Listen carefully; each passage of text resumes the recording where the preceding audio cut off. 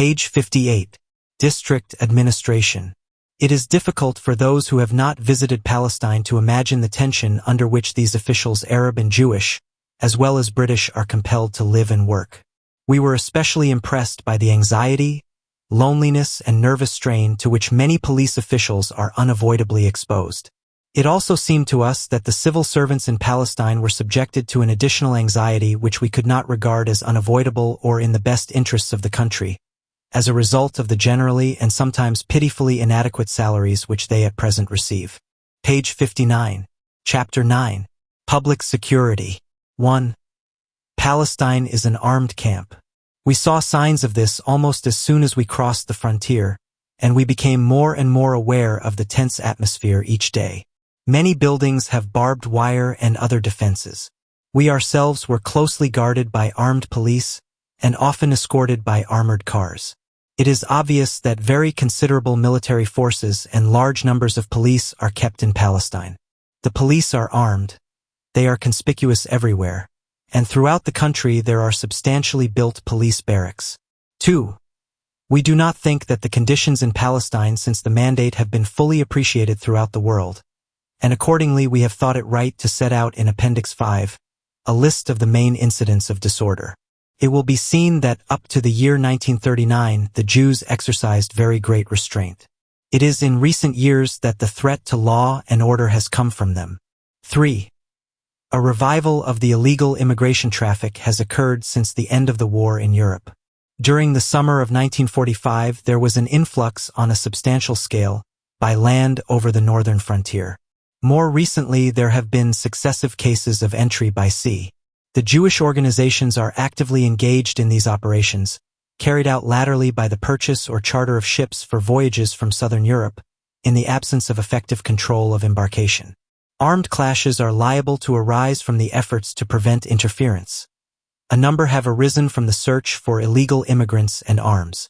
Moreover, as recent incidents directly concerned with illegal immigration, may be cited the sabotage of patrol launches and attacks on Coast Guard stations. The present scale and method of illegal immigration by sea can be seen from 3 recent cases. 2 ships arrived towards the end of our stay in Palestine, and 1 a few weeks previously. All 3 were intercepted and, in accordance with the usual procedure, the illegal immigrants taken to a clearance camp where, subject to check, they were released, their numbers being deducted from the immigration quota. The first of these ships sailed from northern Italy. It was her maiden voyage. She carried 911 immigrants, 554 men and 357 women. Practically all were young people. The second carried 247 immigrants, of whom 89 were women. With one exception, all were young people.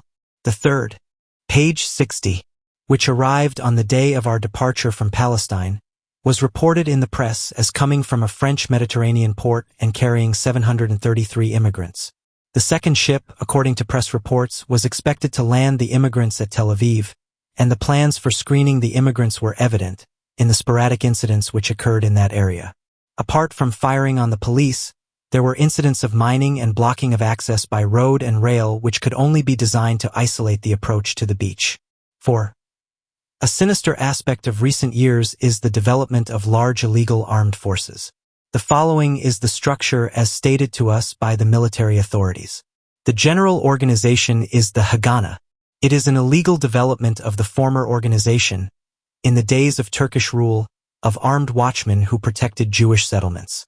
Today it is completely organized under a central control and with subsidiary territorial commands in 3 branches, each of which includes women, viz., a static force composed of settlers and townsfolk, with an estimated strength of 40,000, a field army, based on the Jewish settlement police, and trained in more mobile operations, with an estimated strength of 16,000, a full-time force, Palmach, permanently mobilized and provided with transport, with an estimated peace establishment of 2,000 and war establishment of 6,000.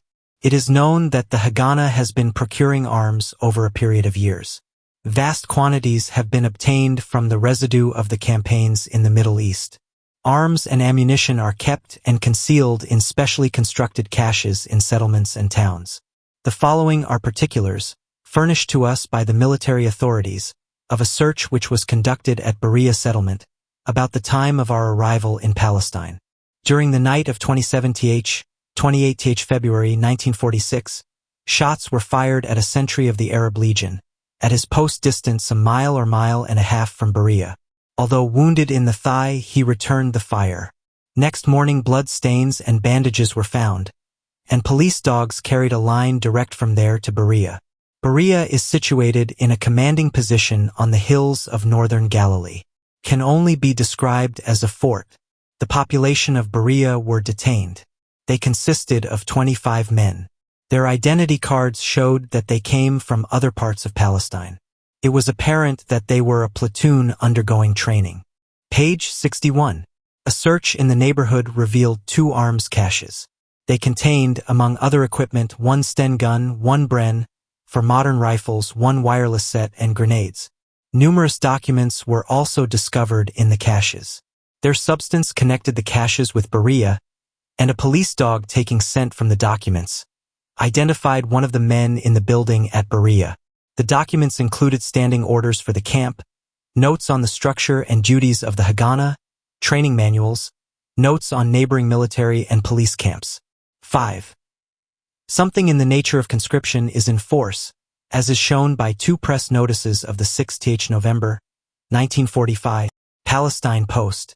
A year's national service in communal settlements will now be required from all Jewish senior school children aged 17 to 18. Till now it was obligatory only to those who had already left school. Habakkuk. In this case, a translation from Hebrew. The national institutions have decided to widen the scope of the year's service duty, which up to now has been imposed on graduates of the secondary schools, and to impose it on all girls and boys aged 17 to 18. The Council of Youth Organizations decided, at its session on October 31, 45, immediately to begin fulfillment of the order given to the youth.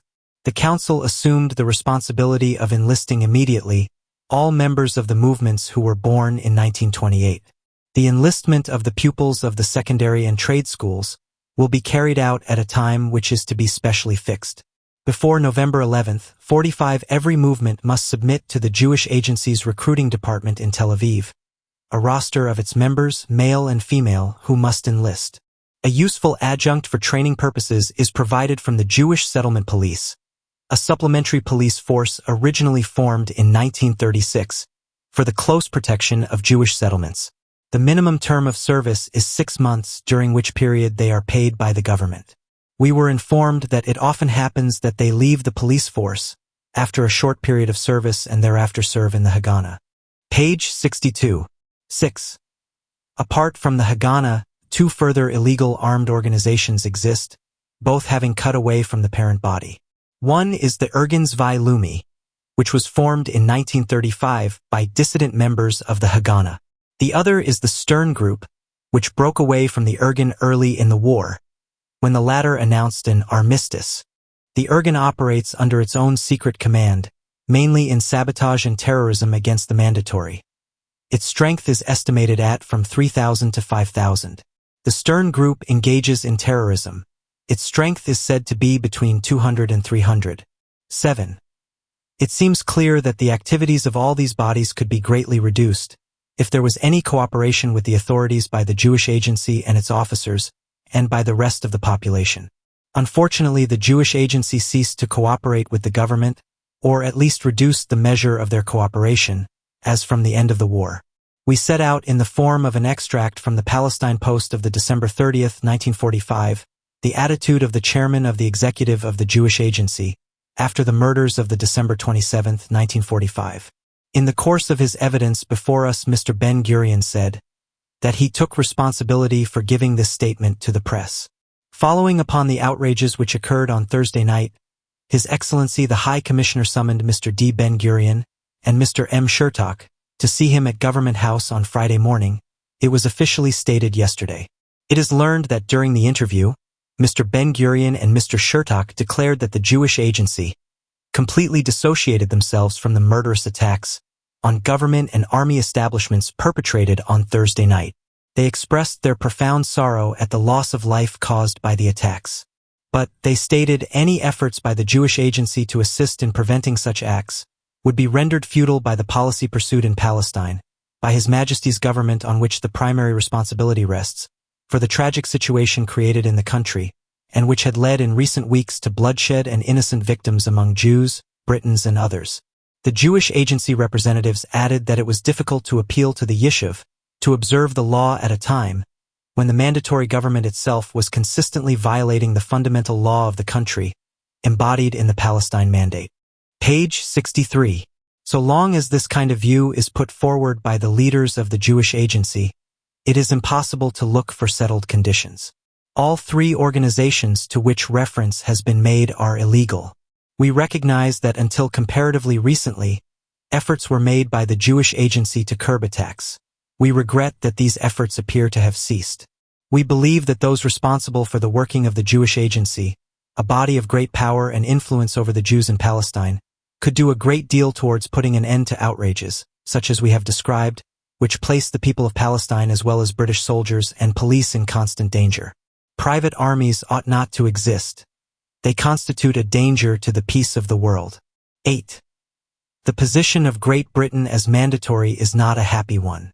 The chairman of the executive of the Jewish Agency said that, in the event of the withdrawal of the British troops, the Jews would take care of themselves.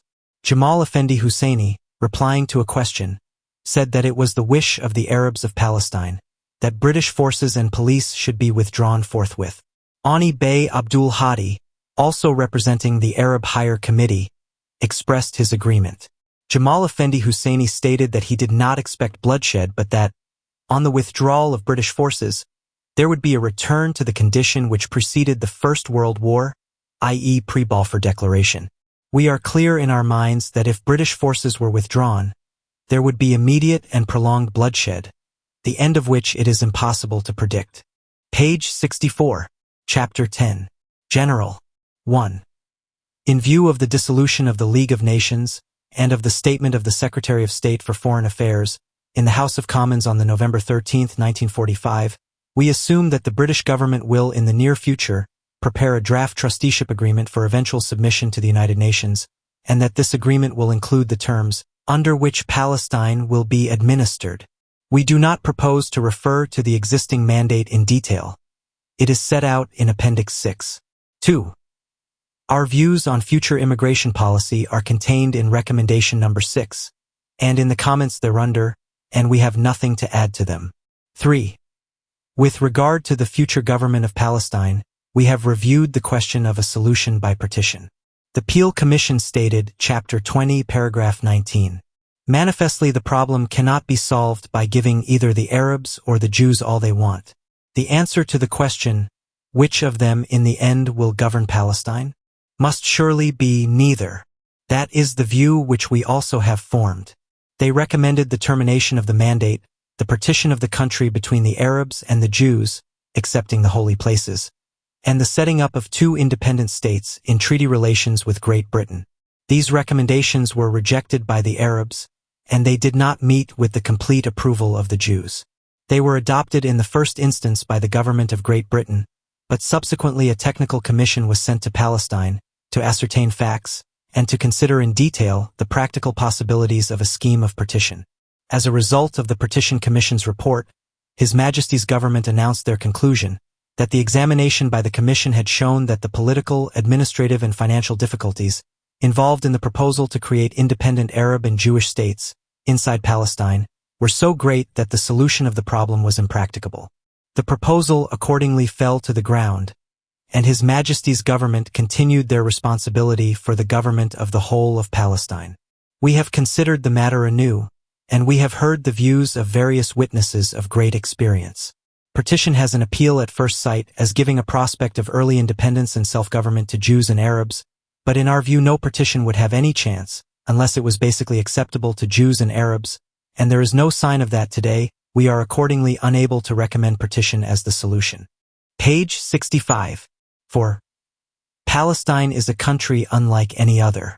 It is not merely a place in which Arabs and Jews live. Millions of people throughout the world take a fervent interest in Palestine and in its holy places and are deeply grieved by the thought that it has been the seat of trouble for so long and by the fear that it may well become the cockpit of another war. Lord Milner, in 1923, having declared himself a strong supporter of pro-Arab policy, said, "Palestine can never be regarded as a country on the same footing as the other Arab countries. You cannot ignore all history and tradition in the matter. You cannot ignore the fact that this is the cradle of two of the great religions of the world. It is a sacred land to the Arabs, but it is also a sacred land to the Jew and the Christian, and the future of Palestine cannot possibly be left to be determined by the temporary impressions and feelings of the Arab majority in the country of the present day." The Peel Commission, having cited those words, wrote, Chapter 2, paragraph 51, "The case stated by Lord Milner against an Arab control of Palestine applies equally to a Jewish control. That expresses our view absolutely. Efforts have been made from time to time to encourage both Arabs and Jews to take part in the government of the country, but these efforts have failed through mutual antagonism. Perhaps they might have been pursued further. It is not the case of a backward people going through a period of tutelage. The issue lies between Jews and Arabs.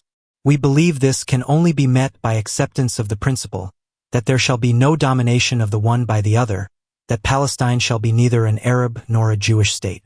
The setting up of self-governing institutions is dependent on the will to work together on the part of Jews and Arabs. There has been little sign of that in recent years, and yet we hope a change may take place, if and when the fear of dominance is removed. We do not think that any good purpose would be served by our going into further detail. Once the will to work together appears, representatives of both sides will be of help in framing a constitution.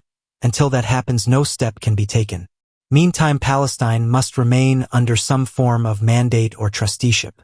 We have suggested elsewhere in our report that much can be done to encourage general advancement by the improvement of educational facilities and measures directed to narrowing the social and economic disparities. We feel, too, that it should be possible to draw the communities closer together and foster a popular interest in self-government at the local level. Especially in the country districts, a spirit of good neighborliness exists among the common people, Arabs and Jews, despite the general state of political tension in the country. Practical cooperation is evident in day-to-day affairs. We suggest that local administrative areas might be formed, some purely Arab or Jewish in composition, but some of mixed population where a corporate sense of civic responsibility can be encouraged and a new beginning made in the development of self-government. Page 66. 5. Land questions have been the cause of much friction and dispute between Jews and Arabs. We are opposed to legislation and practices which discriminate against either, and for the reasons already given, we recommend the rescission and replacement of the Land Transfers Regulations of 1940, and the prohibition of restrictions limiting employment on certain lands to members of one race, community, or creed.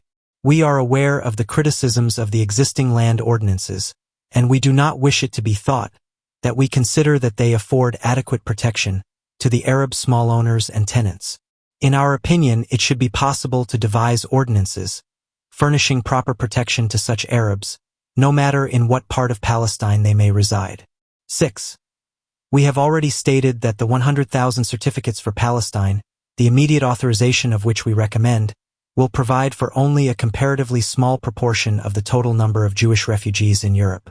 The general problem of refugees must, we feel, be dealt with by the United Nations. In our considered opinion, it is a matter for regret that this distressing problem has not been dealt with before this time. True, the great powers have had many problems facing them, and they have dealt with many displaced persons, but the fact remains that Jews and others have remained in camps or centers for very many months. We observe that at a recent meeting of the General Assembly of the United Nations, the problem of displaced persons and refugees of all categories was recognized to be one of immediate urgency, and it was referred to the Economic and Social Council, which has since established a special committee for its consideration. Without presuming to advise that committee, and with no desire to go beyond our terms of reference, we cannot but observe that international bodies already established for dealing with refugee problems have been unable, through insufficiency of financial resources or other reasons, to fulfill the hopes placed in them at the time of their formation. The world looks forwards, we believe, to the birth of a truly effective agency of international collaboration in the humanitarian task of migration and resettlement. We make grateful acknowledgement of our deep indebtedness to the civil and military officers of our two governments. They have given us willing and able assistance throughout our long journeyings and made it possible for us to complete the report within the period allotted. Our staff listed in the appendix has worked admirably and efficiently, under pressure and often in difficult circumstances. Finally, we desire to tender our sincere thanks to our efficient secretaries, H. G. Vincent, L. L. Rood, H. Bealey and E. M. Wilson. Page 67. Signed at Lausanne, Switzerland, on April 20, 1946.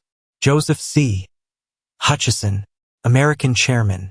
John E. Singleton, British Chairman. Frank Adelot, U.S. Frank W. Buxton, U.S. W. F. Crick, U.K. R. H. S. Crossman, UK. Barley C. Crum, U.S. Frederick Leggett, UK. R. E. Manningham Buller, UK. James G. MacDonald, U.S. Morrison, UK. William Phillips, U.S. Leslie L. Rood, American Secretary.